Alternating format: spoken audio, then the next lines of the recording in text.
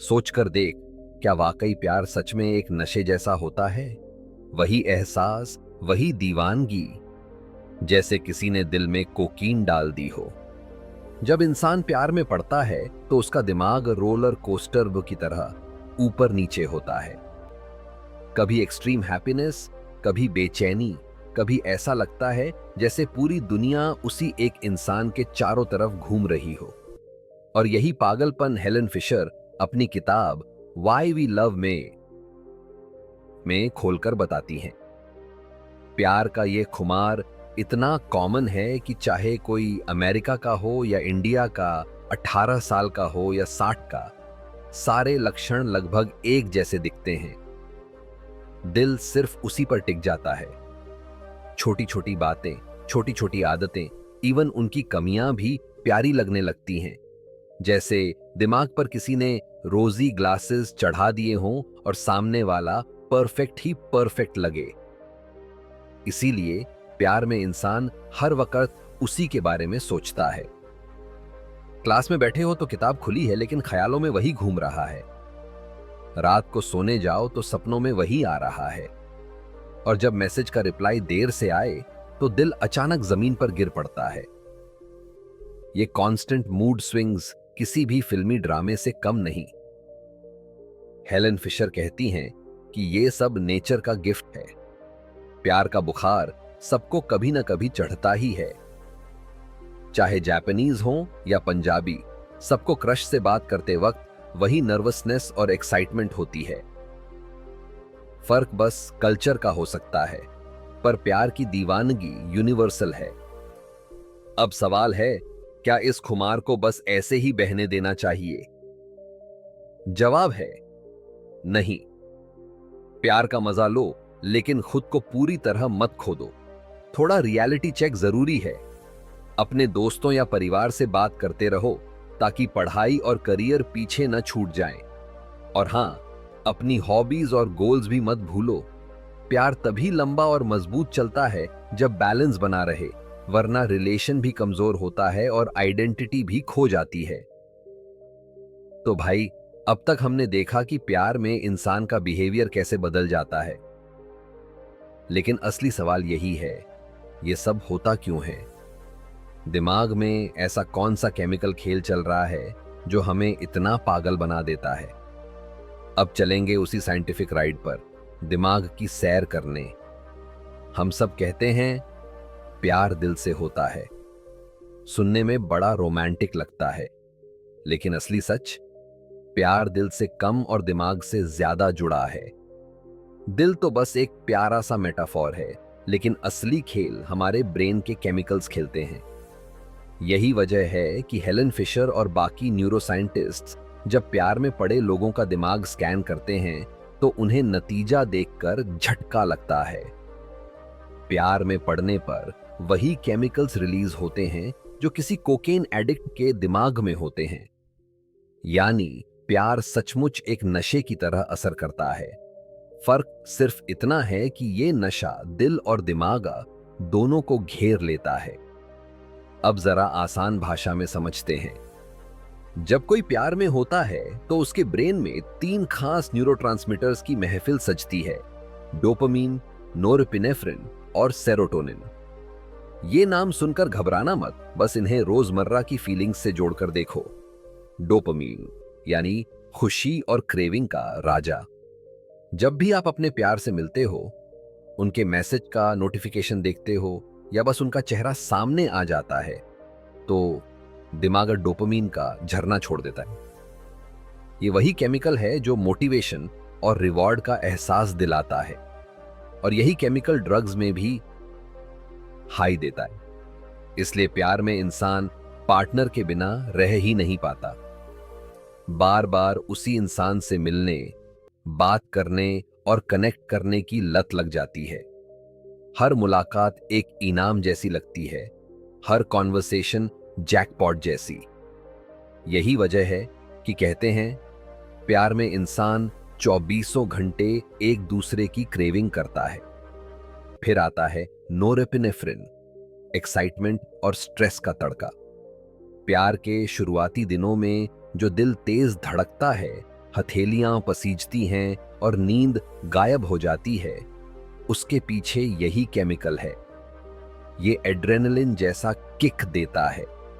इसलिए रात भर जागने के बाद भी प्यार में इंसान सुबह फ्रेश महसूस करता है। लेकिन यही केमिकल कभी-कभी बेचैनी और घबराहट भी लाता है। वो नर्वसनेस, वो डर कि कहीं मैंने कुछ गलत तो नहीं कह दिया। ये सब इसी का साइड इफेक्ट है। तो समझ लो, नोरेपिनेफ्रिन प्यार का हीरो भी है और थोड़ा विलन भी। और फिर है सेरोटोनिन। आमतौर पर यह केमिकल हमारे मूड को स्टेडी और बैलेंस्ड रखता है।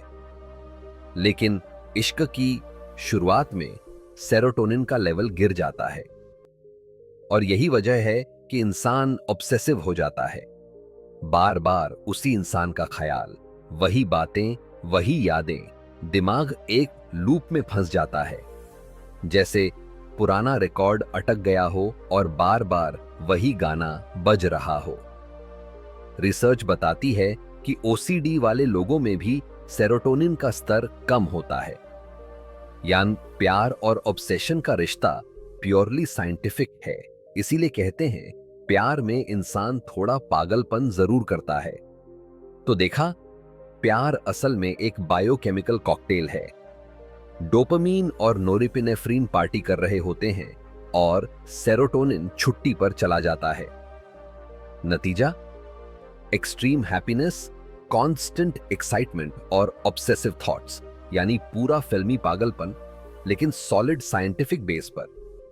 तो दोस्तों, साइंस मानती है कि प्यार करने वाले सचमुच नशेड़ी होते हैं। बस फर्क इतना है कि इनका नशा चरस गांजे का नहीं, मोहब्बत का होता है। लेकिन एक सावधानी भी है। जैसे ड्रग्स इंसान को गलत फैसले लेने पर मजबूर कर सकती हैं, वैसे ही प्यार का ये नशा भी कभी कभी हमें बहकाता है।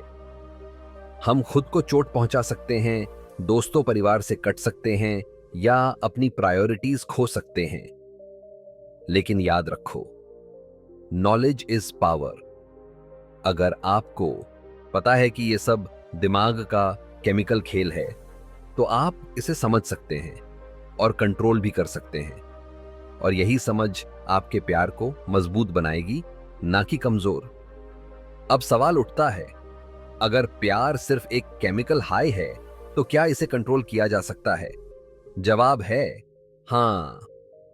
दिमाग के इस नशे को समझकर आप इसे हैक भी कर सकते हो। सबसे पहले नई एक्टिविटीज एकासिड से डोपामीन रिलीज करो। प्यार में डोपामीन आपको हर समय हाई पर रखता है। इस एनर्जी को ऑब्सेशन बनने देने के बजाय पॉजिटिव यूज करो। अपने पार्टनर के साथ कुछ नया करने की कोशिश करो। नई जगह घूमने जाना, एडवेंचर स्पोर्ट ट्राई करना या साथ में कोई नया शौक सीखना। हर फ्रेश एक्सपीरियंस दिमाग में डोपामीन की नई लहर पैदा करता है और आपका बॉन्ड और गहरा होता है। यही ट्रिक है जिससे हेल्थी रिलेशनशिप हमेशा एक्साइटिंग बना रहता है। दूसरा, खुद को ब्रेक देना सीखो। अगर कभी लगे कि प्यार बेचैनी या ऑब्सेशन में बदल रहा है, तो थोड़ी देर रुक जाओ, गहरी सांस लो, मेडिटेशन करो या किसी हॉबी में खुद को डाइवर्ट करो। याद रखो, ओवरडोज किसी भी नशे की खतरनाक होती है, चाहे वो ड्रग हो या प्यार।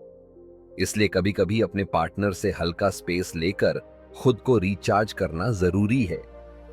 ऐसा करने से आप बैलेंस में रह पाओगे और अपनी बाकी जिंदगी, करियर, गोल्स, दोस्त, सब पर बराबर ध्यान दे पाओगे। अब तक हमने समझा कि प्यार हमें हाई क्यों करता है, लेकिन ये सिर्फ एक ही इमोशन नहीं है। हेलन फिशर बताती हैं कि प्यार असल में कई फ्लेवर्स का मिश्रण है। हर फ्लेवर के पीछे अलग अलग केमिकल्स और हॉर्मोन्स काम करते हैं। प्यार की असली कहानी तभी पूरी होती है जब हम इसके 3 चेहरों को समझें। वासना, लस्ट, रोमांटिक आकर्षण, अट्रैक्शन और लगाव, अटैचमेंट। वासना, लस्ट है शुरुआती तड़प।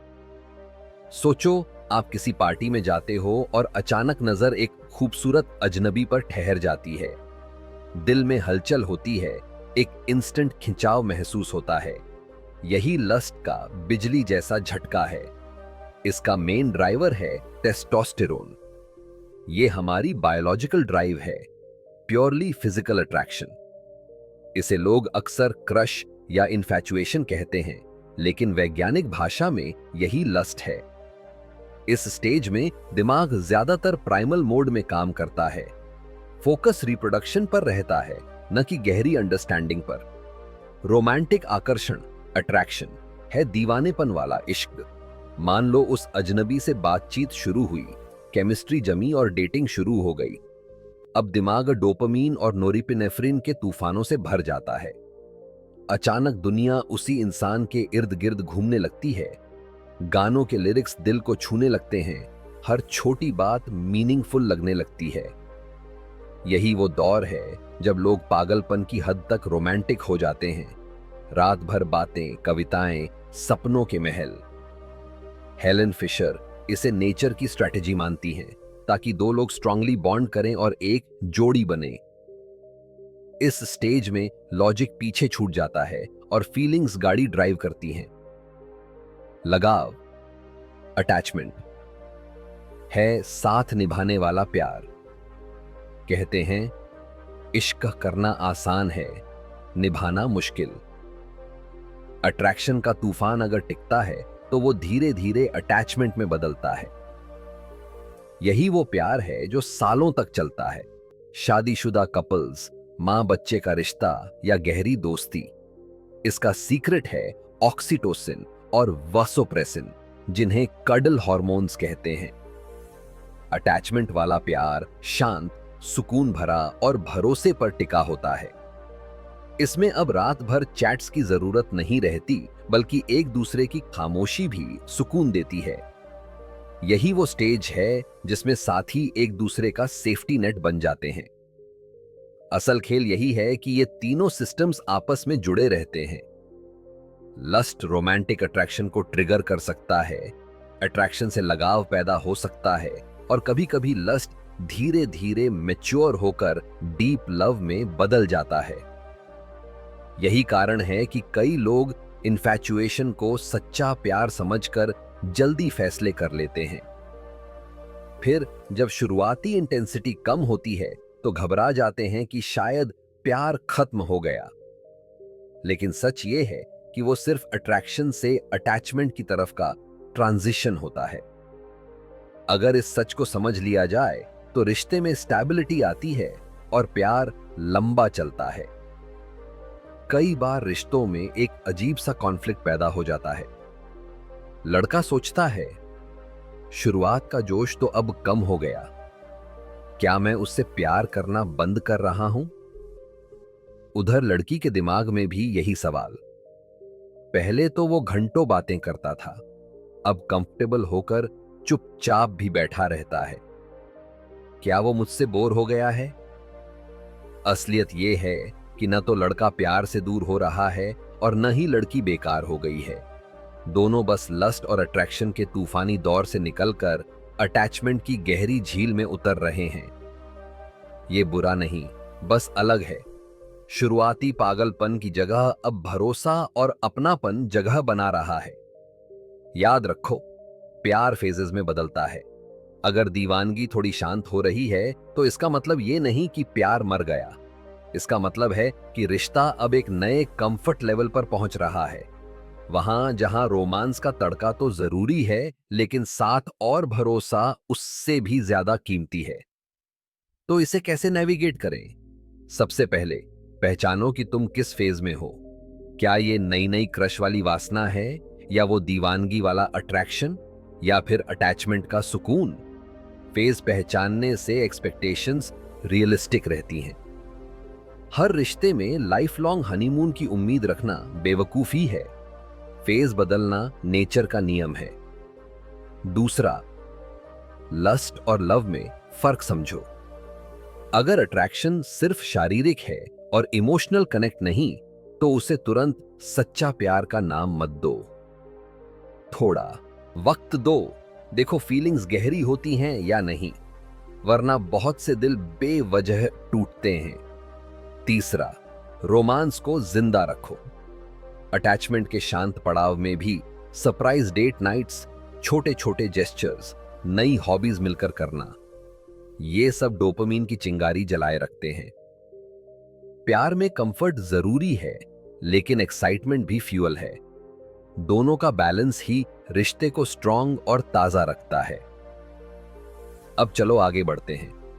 एक और बड़ा सवाल, हमें प्यार होता किससे है और क्यों?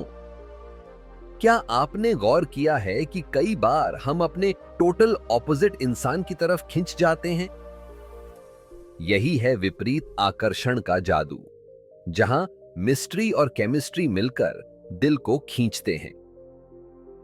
हेलेन फिशर कहती हैं कि अट्रैक्शन के पीछे 3 बड़े फैक्टर्स काम करते हैं: नयापन, नॉवेल्टी, भिन्नता, डिफरेंस, और सिमेट्री, संतुलित रूप रंग। सबसे पहले भिन्नता और जीन्स की केमिस्ट्री। नेचर को डाइवर्सिटी पसंद है। रिसर्च बताती है कि हमारा दिमाग बायोलॉजिकली उन लोगों की ओर खींच सकता है जिनके जीन्स हमसे काफी अलग हों। ये हमारी इम्यून सिस्टम की मजबूती से जुड़ा है।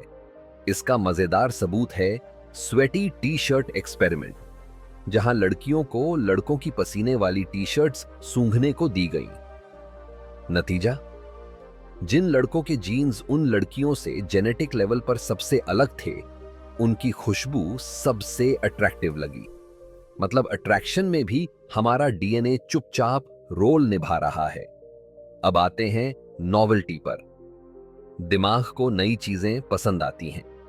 कोई नया इंसान, नया एक्सपीरियंस या थोड़ा सा रहस्य, यही हमें खींच लेता है। इसी वजह से मिस्टीरियस लोग ज्यादा आकर्षक लगते हैं। यही कारण है कि बैड बॉयज या मिस्ट्री गर्ल्स का चार्म अक्सर रेजिस्ट करना मुश्किल होता है। वो प्रिडिक्ट नहीं होते और दिमाग को यही अनप्रिडिक्टेबिलिटी डोपामिन की नई लहर देती है।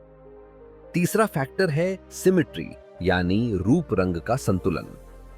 रिसर्च कहती है कि जिन लोगों का चेहरा या शरीर सिमेट्रिक होता है, उन्हें हम नेचुरली ज्यादा सुंदर और हेल्थी परसीव करते हैं। एवोल्यूशन ने सिमेट्री को जेनेटिक हेल्थ से जोड़ दिया है। यही वजह है कि वेस्ट टू हिप रेशियो या फेशियल बैलेंस सबकॉन्शियसली हमें आकर्षक लगता है। नेचर के लिए यह सिर्फ सुंदरता नहीं, बल्कि रिप्रोडक्टिव फिटनेस का सिग्नल है। रिश्तों में अट्रैक्शन को समझना और नेविगेट करना उतना मुश्किल नहीं है जितना अक्सर लगता है, अगर आप थोड़ी सजगता और समझदारी रखें।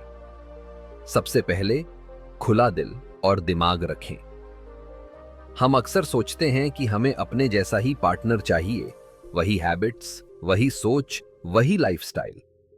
लेकिन जिंदगी और नेचर की सबसे दिलचस्प बात यही है कि कई बार हमें अपना उल्टा टाइप का इंसान खींच लेता है। अगर कोई आपके यूजुअल टाइप से अलग है, लेकिन आप उसकी तरफ अट्रैक्शन महसूस कर रहे हैं, तो एक मौका जरूर दें।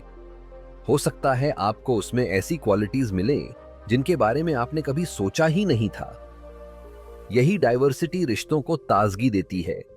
दूसरा, नॉवेल्टी का तड़का लगाते रहो। अगर आप पहले से रिलेशनशिप में हैं, तो ध्यान रहे कि एक जैसा रूटीन रिश्ता बोरिंग बना सकता है। इसलिए नए एक्सपीरियंसेस को हां कहें। साथ में नई जगह एक्सप्लोर करें, कोई नई हॉबी शुरू करें, या फिर बस छोटी छोटी सरप्राइज एक्टिविटीज करें। दिमाग को नॉवेल्टी पसंद है। हर नया अनुभव डोपामिन रिलीज करता है, जिससे रिश्ता फ्रेश और एक्साइटिंग बना रहता है। तीसरा, प्राकृतिक अट्रैक्शन को समझो, लेकिन आंखें खुली रखो। हाँ, ये फैसिनेटिंग है कि दिमाग सिमेट्री, लुक्स और यहां तक कि नेचुरल खुशबू से भी आकर्षित होता है। लेकिन सिर्फ आकर्षण काफी नहीं। लॉन्ग टर्म रिश्ता कैरेक्टर, वैल्यूज और कंपैटिबिलिटी पर टिकता है।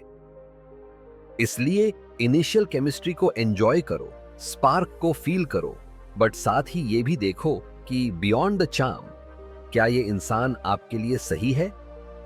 अब आते हैं एक और दिलचस्प ट्रूथ पर। मर्द और औरत प्यार को अलग तरह से महसूस और एक्सप्रेस करते हैं। अक्सर कहा जाता है men are from Mars, women are from Venus, यानी दोनों जैसे अलग अलग दुनियाओं से आए हों। और सच कहें तो रिसर्च और साइकोलॉजी दोनों इस ऑब्जर्वेशन को सपोर्ट करते हैं। औसतन पुरुष प्यार की शुरुआत विजुअल्स से करते हैं। हेलेन फिशर बताती हैं कि जब पुरुष प्यार में पड़ते हैं, उनके दिमाग के विजुअल एरियाज ज्यादा एक्टिव हो जाते हैं, यानी वो जल्दी आकर्षित हो जाते हैं रूप रंग से, सुंदर मुस्कान, यूथफुल चेहरा, हेल्थी बॉडी। इवोल्यूशनरी कारण साफ है। पुरखों के लिए ऐसे संकेत फर्टिलिटी और अच्छे जीन्स का सबूत थे। इसी वजह से लव एट फर्स्ट साइट वाली कहावत अक्सर पुरुषों पर फिट बैठती है। दूसरी तरफ महिलाएं औसतन सुरक्षा और स्टेबिलिटी पर ध्यान देती हैं। उनके लिए पार्टनर का भरोसेमंद, केयरिंग और रिस्पॉन्सिबल होना ज्यादा अट्रैक्टिव है। प्राचीन समय में सर्वाइवल प्रेगनेंसी और बच्चों की देखभाल पर निर्भर था, इसलिए दिमाग में ये वायरिंग बैठ गई कि क्या ये इंसान मुझे और मेरे बच्चों को सुरक्षित रख पाएगा। पैसा, एम्बिशन, सोशल स्टेटस, ये सब सबकॉन्शियसली अट्रैक्शन को ट्रिगर कर सकते हैं। यही वजह है कि महिलाएं कमिटमेंट में ज्यादा सोच समझकर कदम रखती हैं। अब आते हैं रिश्तों की डायनामिक्स पर, जहां असली ड्रामा होता है। यहां दो मशहूर रूपक हमारी मदद करेंगे। पुरुष रबर बैंड जैसे होते हैं और महिलाएं लहरों जैसी। पुरुष रबर बैंड की तरह। रिश्ते की शुरुआत में पुरुष अक्सर बहुत करीब आ जाते हैं, लेकिन कुछ समय बाद उन्हें स्पेस चाहिए होता है। वे थोड़े विथड्रॉ करते हैं, गायब नहीं होते, बस अपनी आइडेंटिटी और इंडिपेंडेंस रिमाइंड करने के लिए दूर जाते हैं। और फिर जैसे स्ट्रेच्ड रबर बैंड वापस आता है, वैसे ही थोड़े समय बाद पार्टनर की ओर और जोर से लौटते हैं। Drama scene. रिया और अमित रिलेशनशिप में हैं। शुरू के कुछ महीनों तक दोनों हर वक्त साथ रहते थे। अब 6 महीने बाद अमित थोड़ा स्पेस लेने लगा। गिटार प्रैक्टिस, दोस्तों से मिलना, खुद के लिए वक्त निकालना। रिया सोचती है, अमित कॉल क्यों नहीं कर रहा? क्या वो बोर हो गया? उधर अमित अपने दोस्त से कहता है, सब बढ़िया है, बस थोड़ी अपनी आइडेंटिटी चाहिए थी। मैं रिया को और मिस करूंगा, फिर और प्यार से मिलूंगा। यानी रिया परेशान है, पर अमित तो बस रिचार्ज हो रहा है। जब वो लौटेगा तो और ज्यादा एनर्जी और अफेक्शन लेकर लौटेगा। प्रॉब्लम तब होती है जब लड़कियां इसे समझे बिना पीछे पीछे खींचने लगती हैं, जैसे रबर बैंड को जबरदस्ती पकड़ना। नतीजा थप्प से और दूरी। असली सॉल्यूशन यही है कि स्पेस दो और भरोसा रखो कि रबर बैंड जोर से वापस आएगा। रिश्तों की दुनिया में पुरुष और महिलाएं अपने अपने अंदाज से प्यार को जीते हैं। हमने देखा कि पुरुष रबर बैंड की तरह होते हैं, कभी पास कभी दूर। और अब बात करते हैं महिलाओं की, जो अक्सर लहरों जैसी होती हैं। जरा सोचो समुद्र की एक वेव को। पहले वो ऊपर उठती है, क्रेस्ट तक पहुंचती है, फिर अचानक क्रैश होकर नीचे आ जाती है और थोड़ी देर बाद फिर से उठने लगती है। ठीक वैसे ही एक महिला का मूड और कॉन्फिडेंस भी चक्रों से गुजरता है।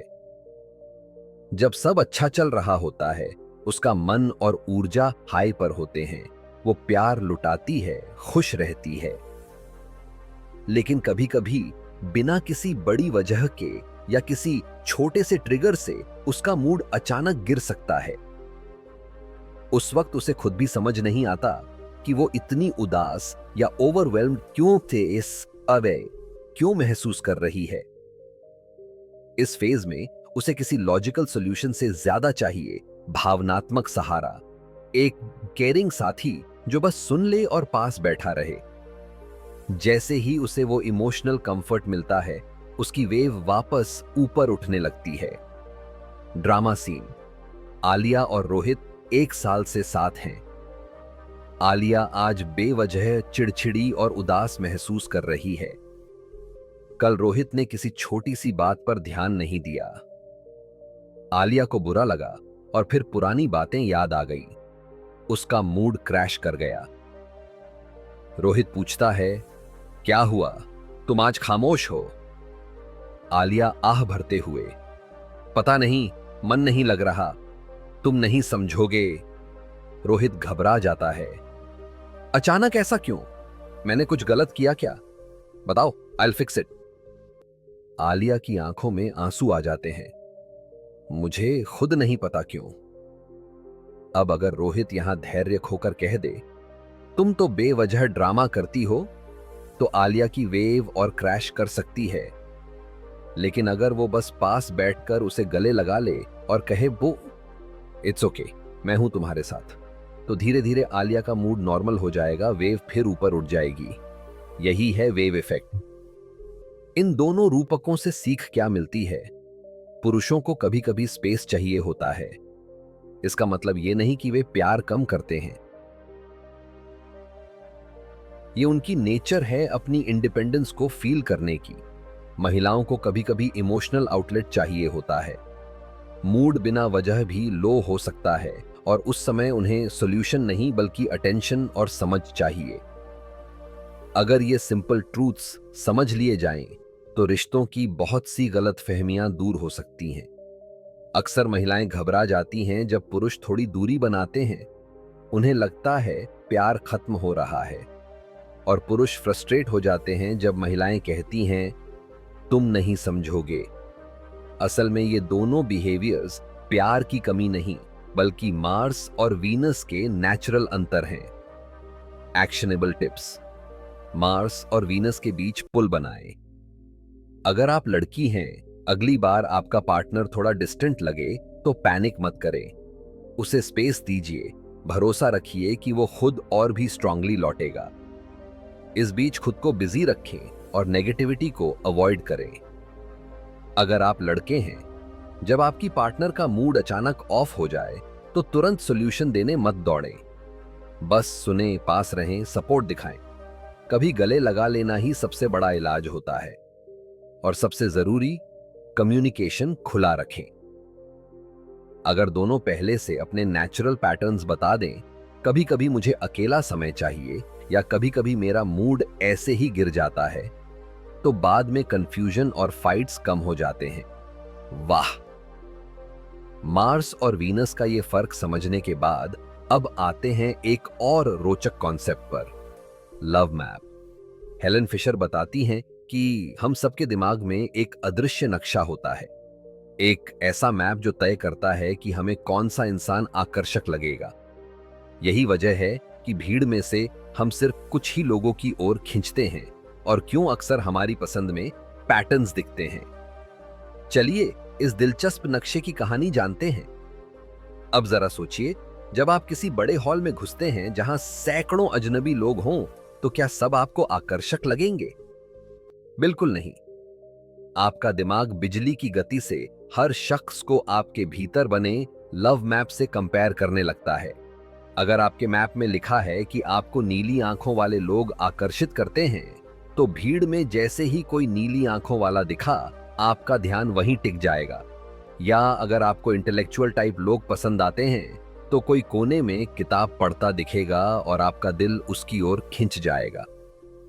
यानी सबकॉन्शियस पहले से जानता है कि आपको किस ओर देखना है।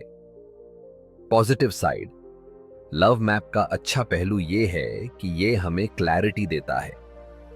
आप लाख कहें, मुझे नहीं पता मेरा टाइप क्या है, लेकिन आपका सबकॉन्शियस जानता है।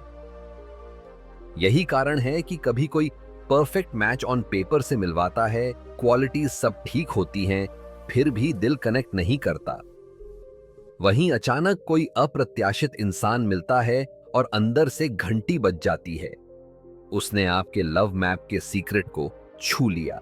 नेगेटिव साइड, लेकिन यही मैप कभी कभी हमें गलत पैटर्न्स में भी फंसा सकता है।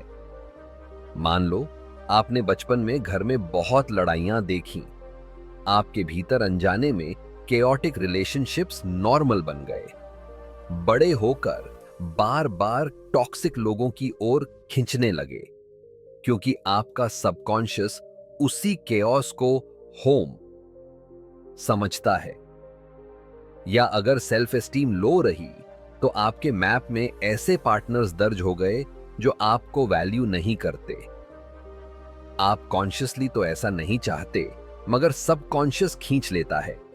इसलिए जरूरी है कि हम अपने लव मैप को पहचानें, अपने पास्ट क्रशेस और रिलेशनशिप्स पर नजर डालें। क्या उनमें कोई कॉमन थ्रेड है? क्या आप बार बार एक ही तरह के गलत इंसान को चुनते रहे? अवेयरनेस पहला कदम है। अनहेल्थी पैटर्न्स दिखें तो कॉन्शियसली उन्हें बदलने की कोशिश की जा सकती है। एक्शनेबल टिप्स, अपने लव मैप का फायदा उठाएं, अपने पैटर्न पहचानें। शांत होकर सोचें कि अब तक आपको किस तरह के लोग अच्छे लगे हैं। लिखकर ट्रेट्स निकालें, लुक्स और पर्सनैलिटी दोनों। कॉमन पॉइंट्स ही आपके लव मैप के क्लूज हैं। अच्छी चीजें रखें, बुरी तोड़ें। अगर मैप में सपोर्टिव और काइंड लोग आते हैं, बढ़िया है। लेकिन अगर बार बार इमोशनली अनअवेलेबल लोग चुने हैं तो सचेत होकर अलग टाइप को मौका दें। अपनी जरूरतें समझें। लव मैप आपके दिल की जरूरतों का आईना है। अगर सेंस ऑफ ह्यूमर आकर्षित करता है, शायद आपको जिंदगी में हल्कापन चाहिए। अगर एम्बिशियस पार्टनर पसंद है तो शायद आप ग्रोथ ओरिएंटेड हैं। अपनी कोर नीड्स को समझें और कम्युनिकेट करें। सही इंसान वही होगा जो उन नीड्स को फुलफिल कर सके।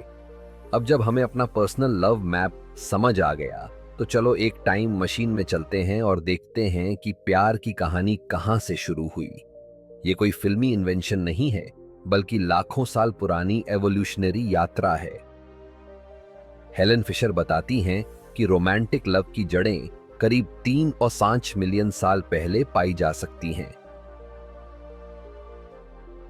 जब हमारे आदिम पूर्वजों ने सीधा खड़ा होकर चलना, बाइपेडलिज्म, शुरू किया। सोचो, अफ्रीका के जंगलों में प्रिमिटिव ह्यूमंस रहते थे। 2 पैरों पर चलना आसान लगा, लेकिन इससे एक चैलेंज खड़ा हुआ। मां जब बच्चे को उठाती तो दोनों हाथ व्यस्त हो जाते। अब शिकार कैसे करे, सुरक्षा कैसे दे? सर्वाइवल मुश्किल हो गया। और यही जगह थी जहां नेचर ने पेयर बॉन्डिंग इंट्रोड्यूस की।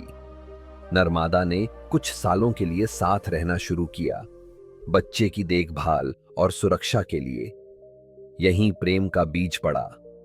हेलेन फिशर कहती हैं कि उस समय सीरियल मोनोगेमी का चलन रहा होगा।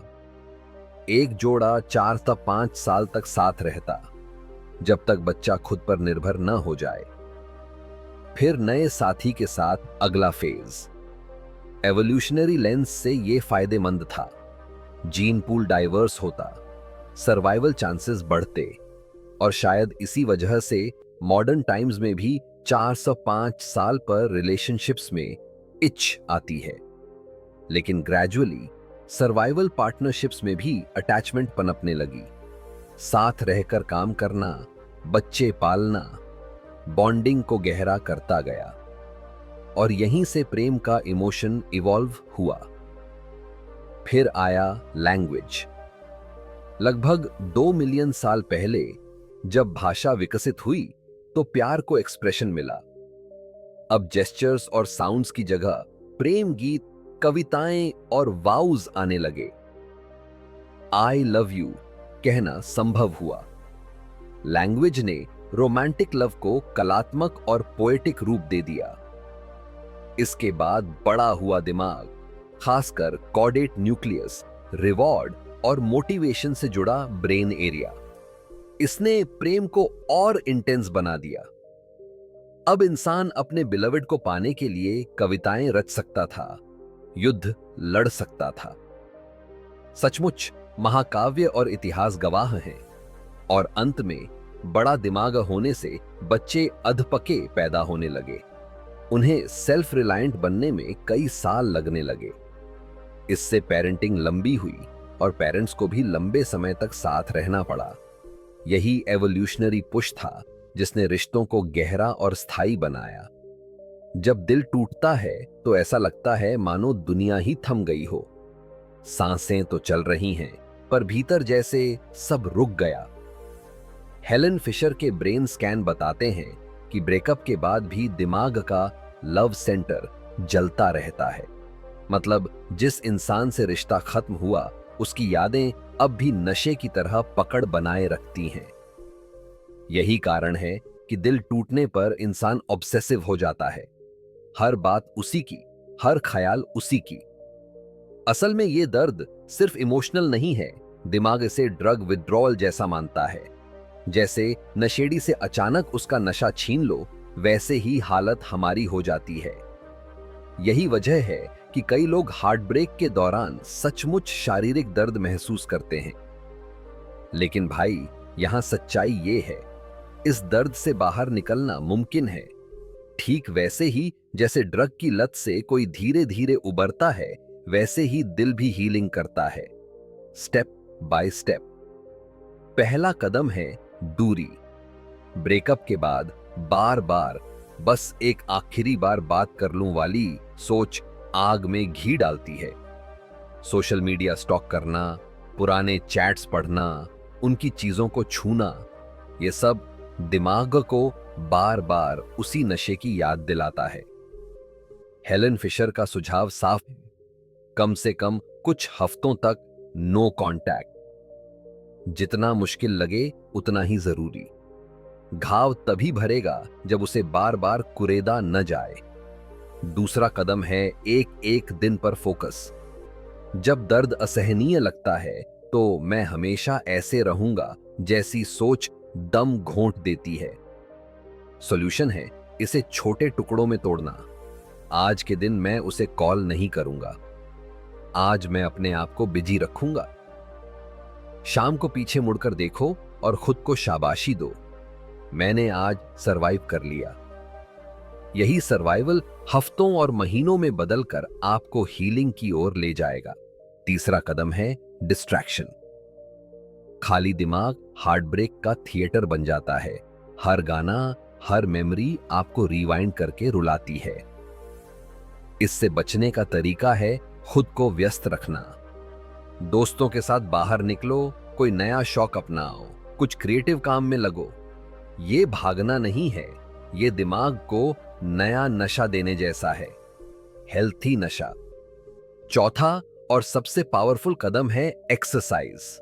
जब आप दौड़ते हो, जिम जाते हो या डांस करते हो, आपका दिमाग एंडोर्फिन्स और सेरोटोनिन रिलीज करता है। यही नेचुरल एंटी डिप्रेसेंट्स हैं।